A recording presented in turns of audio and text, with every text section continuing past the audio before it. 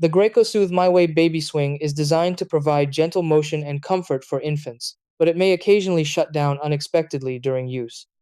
This usually happens due to low batteries, loose power connections, or the swing's safety system detecting resistance in the motion mechanism.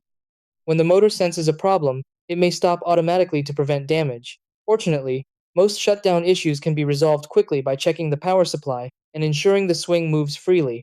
Let's try these. Step 1. Turn off the swing and check the power source, replacing the batteries or reconnecting the power adapter if needed.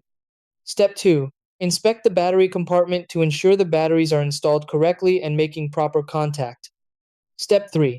Check the swing seat and frame for objects or fabric that may block the swinging motion. Step 4. Restart the swing and select a lower speed setting to see if the motor operates normally. Step 5. If the swing still shuts off, power it off for a minute to reset the internal electronics before turning it back on.